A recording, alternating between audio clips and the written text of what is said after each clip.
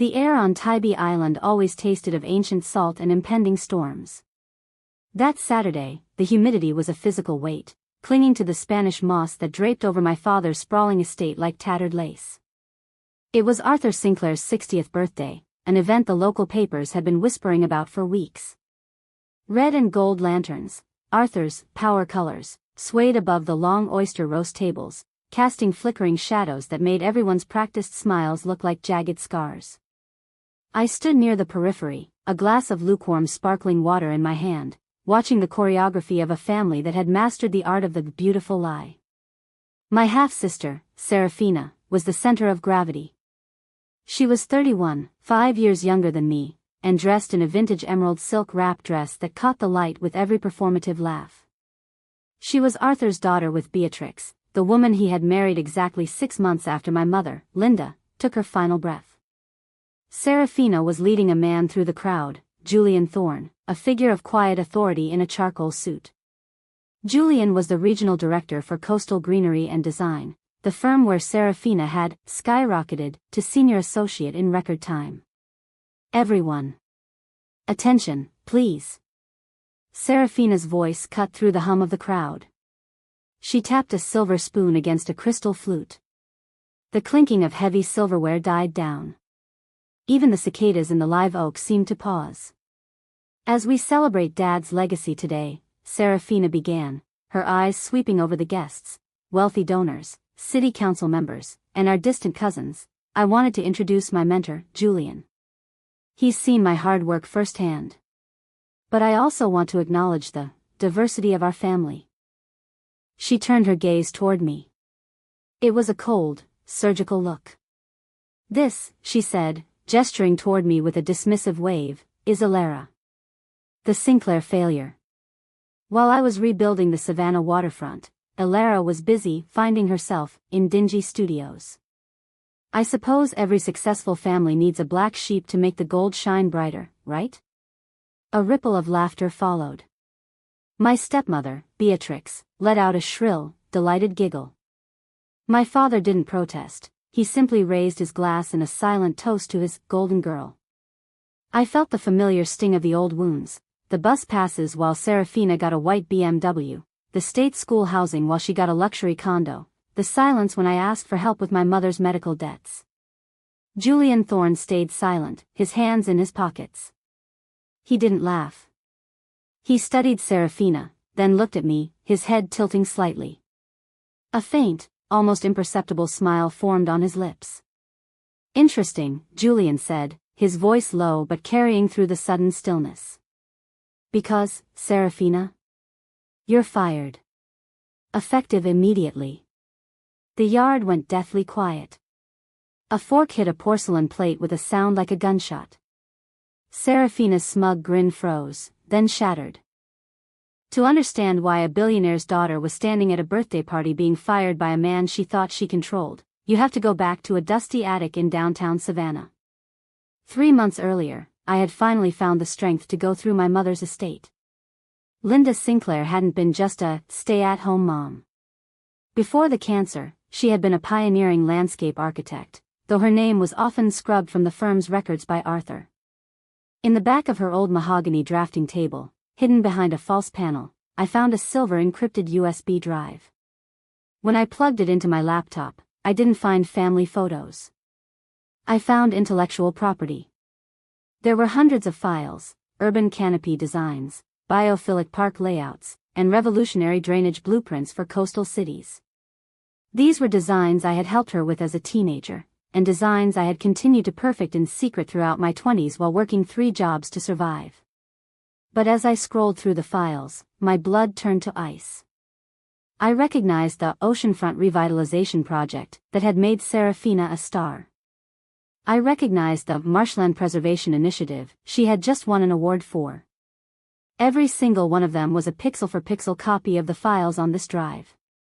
Seraphina hadn't just been coasting.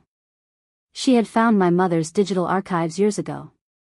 She had been pickpocketing my mother's legacy, and my own early career, to build her reputation. But there was a detail Seraphina had missed. She was arrogant, and arrogant people are rarely thorough.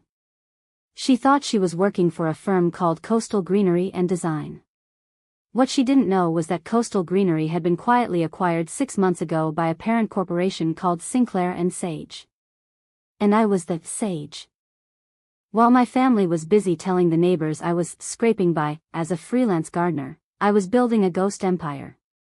I had started Sinclair and Sage with a single desk and a refusal to be forgotten. I focused on resilient urban design, the kind of work that isn't flashy but keeps cities from drowning. I landed a contract in Charleston, then another in Miami. By 31, I had a team of 40 and a revenue stream of $18 million. I kept my name off the press releases, using a corporate shield to keep Arthur and Beatrix from trying to consult on my success. When Coastal Greenery, my sister's firm, hit financial trouble due to mismanagement, I bought it. I installed Julian Thorne, a man with a backbone of steel and a hatred for corporate fraud, to run it. I gave Julian one task: watch the junior associates. Find the leaks. Julian didn't have to look hard. He found that Seraphina was logging into the company's internal server at 3 a.m., uploading original concepts that were strangely devoid of metadata. He tracked the IP addresses. He found that she was stripping the creation dates from my mother's old files and resaving them as her own. We had the evidence. We just needed the right moment to serve it. Back at the Tybee Island party, the silence was stretching into a physical pain. "Julian, what is this?" Arthur finally stood up, his face reddening. "This is my daughter's birthday. You can't fire a Sinclair in her own home." "I'm not firing her because of her name, Arthur," Julian said, stepping toward the patio. "I'm firing her for intellectual property theft and corporate espionage." I walked to the long table where a projector had been set up for a tribute slideshow of Arthur's life. I reached into my bag and pulled out my laptop. "I didn't bring a gift, Dad," I said, my voice echoing off the pool house walls. "I brought a history lesson." I hit the play button. The white side of the house lit up with side-by-side comparisons. On the left were my mother's original sketches from 2005, with my digital notes from 2018. On the right were Seraphina's original pitches from last month. The fonts were the same. The kerning was identical. Even the small, idiosyncratic mistakes I made in my CAD software, a specific way I rendered willow trees, were there. 5 years of theft, I said, walking through the stunned crowd. Every award you've won, every promotion you've bragged about at this table, was built on the work I did while you were out buying shoes with Dad's credit card. Seraphina lunged for the laptop, her face twisted in a snarl. "You're lying. You forged those." Julian stepped between us, holding up a thick legal folder. "The server logs don't lie, Seraphina. We have the timestamps of every file you stripped. We have the metadata. And we have the witness statements from the firm you consulted for in secret." Beatrix was trembling, her hand clutching her pearls so hard they threatened to snap. "Arthur, do something. This is a scandal." Arthur looked at the screen, then at me. For the first time in my life, he looked at me with something other than disappointment. It was fear. Because he saw the logo at the bottom of the legal documents Julian was holding. Sinclair and Sage. "Who owns that company, Julian?" Arthur asked, his voice a ragged whisper. Julian looked at me. "The family failure does, Arthur. She's been your landlord for the last 3 months. She owns the building your office is in. She owns the firm your daughter works for. And as of 5 minutes ago, she owns the narrative." The party dissolved into a chaotic mess of fleeing guests and hushed whispers. By midnight, only the inner circle remained in the wreckage of the oyster roast. The next evening, Arthur showed up at my studio in the Starland district. He looked older, his suit rumpled, the power gone from his posture. He placed a heavy, cream-colored envelope on my desk. "There's $350,000 in there," he said, not looking me in the eye. "It's yours. No strings attached. Just sign a non-disclosure. Say the designs were a collaborative family effort." Don't let Seraphina's career end like this. I stared at the envelope. I knew that paper. It was the same stationery used by the Savannah Historic Preservation Fund, a nonprofit Arthur had chaired for 2 decades. Where did this money come from, Dad? I asked. He hesitated. It's an advancement. Investments. No, I said, leaning forward. This is the money for the Oglethorpe Park restoration. You're bailing out your favorite daughter with money meant for the city's trees. The door to my office opened. My younger brother, Leo, walked in. Leo was 24, a quiet tech genius who had always been the only one to check on me during the lean years. He was holding a tablet. I'd been watching the fund's digital ledger, Elara, Leo said, his voice steady. The wire transfer for the Sinclair bribe just cleared. I've already flagged it for the board's audit committee. Arthur spun around, his eyes wide. Leo? You're on her side? I'm on the side of the person who actually worked for what they have, Leo replied. The legal dominoes fell faster than I could have imagined. The audit of the Preservation Fund revealed a black hole of over $900,000 that Arthur had used to maintain Beatrix's lifestyle and Seraphina's image. He was charged with felony embezzlement and fraud. Due to his age and a plea deal, he avoided prison, but he was sentenced to 5 years of house arrest and ordered to pay back every cent. The power of the Sinclair name was gone. The Tybee Island estate was sold at auction to cover the restitution. Arthur moved into a small, 2-bedroom apartment in a neighborhood he used to scoff at. Beatrix, ever the survivor, filed for divorce 3 weeks after the assets were frozen. She moved to Palm Beach with whatever jewelry she could hide in her suitcases. Seraphina's downfall was the most public. The architectural board revoked her credentials. She was sued by Coastal Greenery for breach of contract and back pay for the bonuses she had earned under false pretenses. She ended up working at a commercial plant nursery on the highway, spending her days loading bags of mulch into the cars of people who used to attend her parties. She still sends me emails, sometimes pleading for a sisterly favor, sometimes screaming that I ruined the family. I never reply. I simply move them to a folder labeled restitution. I moved my headquarters to Seattle. I needed the rain and the mountains. I needed a city where the Sinclair name meant nothing. My office now overlooks Elliott Bay. Sinclair and Sage is no longer a ghost firm. We are the lead designers for the city's new sustainable waterfront project, a project I designed from scratch, using only my own mind and my mother's inspiration. Leo works as my head of systems. He's the one who ensures our IP is encrypted so deeply that no golden child will ever touch it again. One evening, as the sun was setting behind the Olympic Mountains, I stood on my balcony and looked at the call log on my phone. A blocked number had tried to reach me 3 times. It was Arthur. I didn't feel anger. I didn't feel the need for revenge. I just felt finished. Cutting ties isn't about hate. It's about space. It's about clearing out the weeds and the rot so that something genuine can finally take root. My mother once told me that a garden can't thrive if it's being choked by ivy that refuses to grow its own roots. I finally understood what she meant. I stopped being the ivy support. I started being the gardener. And for the first time in 36 years, I am finally in bloom. The glass of my Seattle office was triple-paned, designed to withstand the gale force winds that whipped off Puget Sound, but it couldn't keep out the ghosts. It had been 18 months since the night on Tybee Island. 18 months since I had watched the Sinclair empire crumble into the Georgia silt. In Seattle, the air was different. It was sharp, scented with pine and rain, a cold contrast to the heavy, jasmine-choked heat of Savannah. Here, I wasn't the failure. I was Elara Sinclair, the CEO of Sinclair and Sage, the firm that had just been shortlisted for the Olympic canopy, a 300-acre project that would redefine the city's relationship with its waterfront. I stood at the window, watching a ferry cut a white scar through the charcoal water. Behind me, the office was a hum of quiet productivity. Leo, my brother and head of systems, was at his glass-top desk, his fingers dancing across a keyboard as he monitored our encrypted servers. Elara, Leo said, his voice cutting through my thoughts. We have a problem with the Apex Vista bid. Apex Vista was our primary competitor for the Olympic project.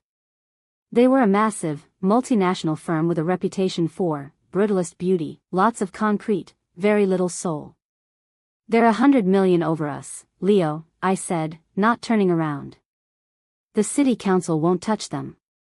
It's not the budget, Leo said, his tone dropping into that specific register he used when something was fundamentally wrong. It's their design. They just uploaded their preliminary vision to the city's public portal. You need to see this. I walked over. On Leo's massive monitor, a 3D rendering of the Olympic canopy scrolled by. It was beautiful. It was organic. It featured a series of terraced, rain gardens, that filtered runoff through a subterranean system of volcanic rock. I felt a cold shiver trace its way down my spine. That's the Hydra Protocol, I whispered. Exactly, Leo said. The design your mother was working on in the late 90s. The one that wasn't on the USB drive we found in Savannah. I leaned in, my breath hitching. I remembered the physical sketches. My mother, Linda, had been obsessed with the idea of a self-sustaining water filtration system that mimicked the roots of the Pacific madrona tree. She had called it the Hydra Protocol because the water branched into 1,000 heads to be purified. But she had never digitized it. She had died before she could. The physical blueprints were in the Tybee house, I said, my voice trembling. In the floor safe in Arthur's study. The one the liquidators couldn't open because it was part of the protected historical structure of the house. Well, Leo said, clicking a link that pulled up the Apex Vista team roster. Someone opened it. At the bottom of the list, under Lead Creative Consultant, was a name I hadn't seen in a year. Sarah Sands. Sarah Sands, I repeated. Seraphina Sinclair. Seraphina hadn't just disappeared into a retail nursery. She had done what she always did, she had found a bigger host. Somehow, she had convinced Apex Vista that she held the secret Sinclair archives. She had probably gone back to the Tybee house after the auction, perhaps before the new owners moved in, and used the code she'd stolen from Arthur years ago to empty that safe. She hadn't learned to be a designer, she had learned to be a better thief. She's smart this time, Leo muttered, pulling up a background check. She's not using the files verbatim. She's adapted them to the Pacific Northwest climate. She's using your mother's soul but dressing it in Apex's concrete. If she wins this bid with Mom's stolen work, she'll be the redeemed Sinclair, I said, the bitterness rising in my throat. And I'll look like the one who just got lucky in Savannah. The phone on my desk buzzed. It was an external line. Private.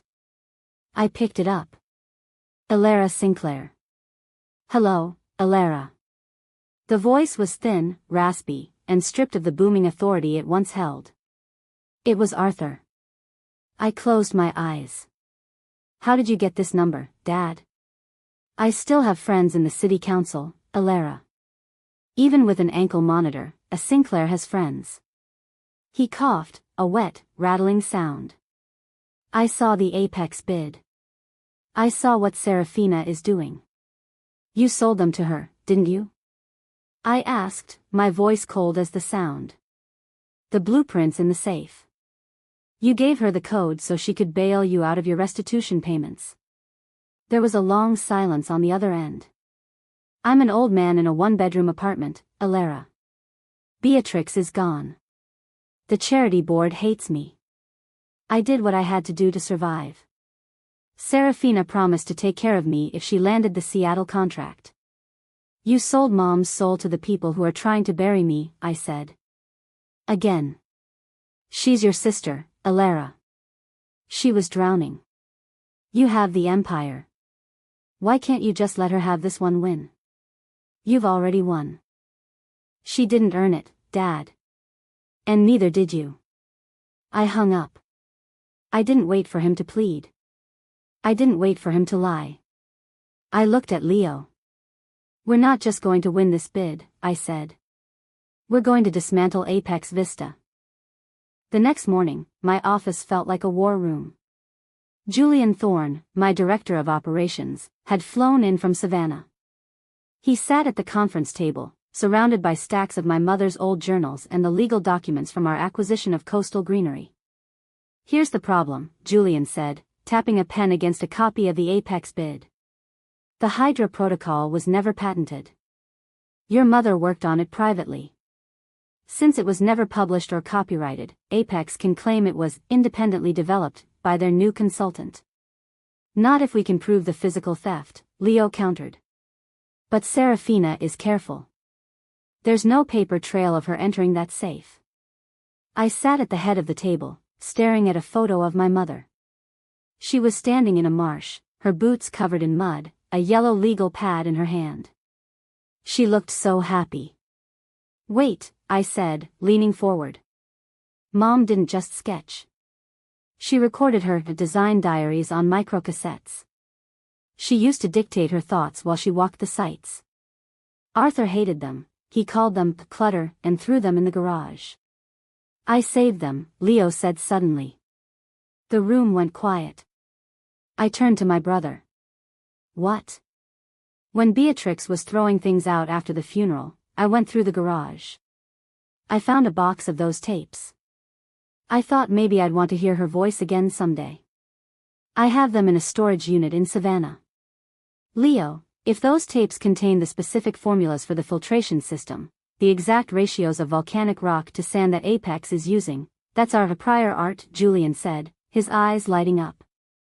"It proves the designs originated with Linda Sinclair, and if we can show Seraphina had access to them, it's a slam dunk for IP theft." "Get them," I told Leo. "Get on a plane tonight."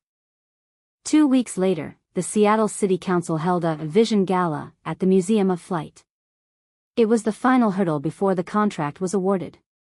The room was filled with the city's elite, tech moguls, environmental activists, and the press. I wore a navy blue tailored suit, my hair pulled back in a sharp, professional bun. Beside me, Julian and Leo stood like sentinels. Across the room, I saw her. Seraphina was radiant in a shimmering silver gown that looked like liquid moonlight. She was surrounded by the board of Apex Vista, laughing and gesturing toward a large model of the park. She looked like she had never spent a day loading mulch in a nursery. She looked like she was back on top. Our eyes met. Her smile didn't falter, but her eyes darkened. She excused herself from her group and walked toward us, a glass of champagne in her hand. "Elara," she said, her voice dripping with mock affection. "I heard you were struggling with your renderings. It's a shame. Seattle is a big city. Maybe too big for a boutique firm." "You look well, Seraphina," I said calmly. "The Sarah Sans look suits you. It's amazing what a stolen legacy can do for one's complexion." She leaned in, her voice a hiss. "You think you're so superior because you bought my old firm. But I have the safe, Elara. I have the things Dad wouldn't even give to you.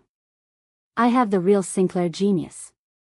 "You have a box of paper, Seraphina," I replied. "But you don't have the voice. And you certainly don't have the integrity." "Integrity doesn't build 300-acre parks," she sneered. "Results do. And the council loves me." She turned and floated away, her silver train sweeping the floor. "She's confident," Julian whispered. "Let her be," I said. "The higher she climbs, the further she has to fall." The following Monday was the official hearing. The council chamber was packed. The mayor sat at the center, looking weary but attentive. Apex Vista went first. Their CEO, a man named Vance Sterling, no relation to me, though the irony wasn't lost, spoke for 20 minutes about innovation and the future of urban life. Then he handed the floor to Seraphina. She was brilliant. She spoke about the Hydra Protocol as if she had birthed the idea herself. She talked about the Sinclair legacy of resilience and how she had spent years perfecting this specific water system. The council was enthralled. One of the members actually wiped a tear from her eye. "Thank you, Ms. Sands," the mayor said. Now, we will hear from Elara Sinclair of Sinclair and Sage. I stood up. I didn't go to the podium with a flashy 3D model. I went with a small, battered black cassette player and a laptop. Members of the council, I began, my voice steady. Architecture is not just about concrete and grass. It is about truth. Apex Vista has presented you with a design they call the Hydra Protocol. They claim it was developed over years of research by their consultant. I looked directly at Seraphina. She was leaning back, a bored expression on her face. But the Hydra Protocol wasn't developed in 2024, I continued. It was developed in 1998. By my mother, Linda Sinclair. A murmur went through the room. Vance Sterling stood up. Mr. Mayor, this is a family dispute, not a professional one. Mrs. Sinclair's work is public domain if it was never published. Actually, I said, it's not a dispute. It's a crime. I hit play on the cassette player. The speakers in the room crackled with static, and then a woman's voice filled the chamber. It was warm, vibrant, and unmistakably Linda's. October 14, 1998. Site 4. I'm thinking about the filtration rates. If we use a 3-to-1 ratio of crushed basalt to alluvial sand, we can achieve a 98% purity rate in the first pass.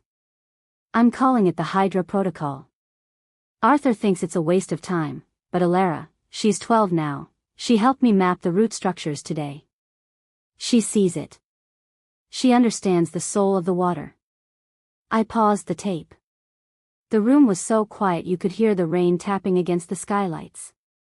My mother recorded over 50 tapes, I said.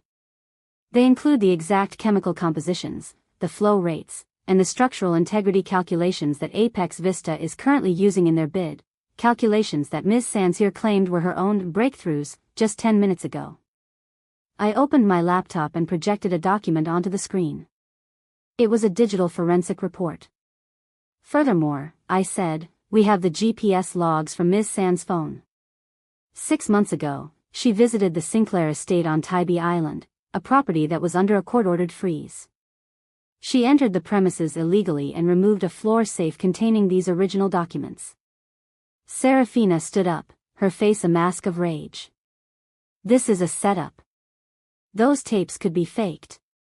They were authenticated by a forensic audio expert this morning, Seraphina, Leo said from the front row, holding up a certified report. And the basalt to sand ratio in your bid?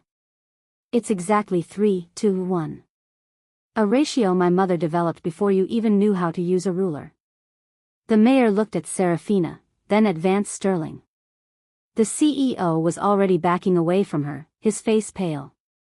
Ms. Sands, the mayor said, his voice cold. Do you have any documentation of the development of this protocol that predates these recordings? Seraphina opened her mouth, but no words came out. She looked at the council, then at the press, and finally at me. For the first time, I saw the failure she had always accused me of being reflected in her own eyes.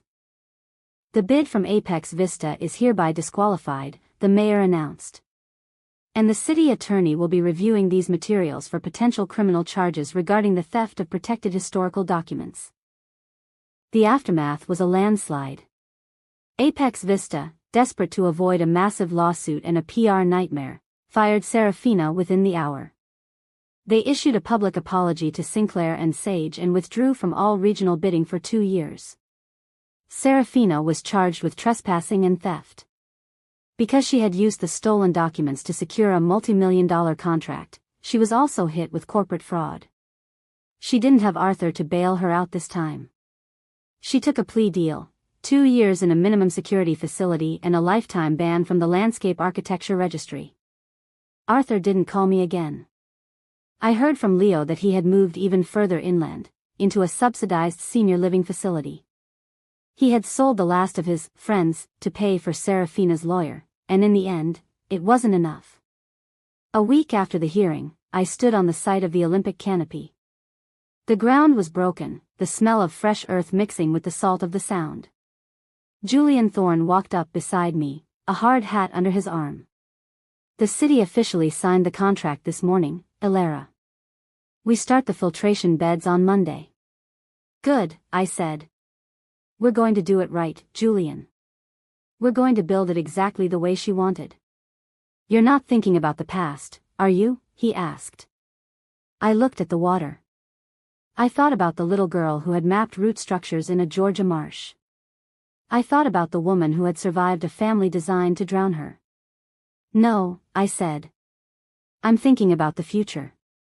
I reached into my pocket and pulled out a small, worn pebble, a piece of basalt from my mother's old desk. I tossed it into the water. Cutting ties is a violent act, but it is also a sacred one.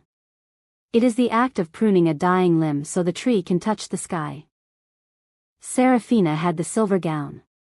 Arthur had the power name. But I had the roots. And as the rain began to fall over Seattle, I knew that my mother's Hydra Protocol would finally be used to clean the water, just as it had finally cleaned my life. I walked back toward the construction trailer, my boots sinking into the mud. For the first time in 36 years, I wasn't running from the Sinclair name. I was redefining it. And that was enough. The morning air in Seattle was crisp, carrying the scent of cedar and the sharp, clean salt of Puget Sound. A year had passed since the hearing that dismantled Apex Vista, and today, the city felt like it was breathing for the first time. The Olympic canopy was finally complete. I stood on the upper mezzanine of the Hydra Garden, the centerpiece of the 300-acre project. Below me, the terraced gardens descended like a staircase of emerald and basalt. I could hear the low, rhythmic hum of the water filtration system, the Hydra Protocol, as it moved thousands of gallons of urban runoff through the volcanic rock beds, purifying it before it reached the bay.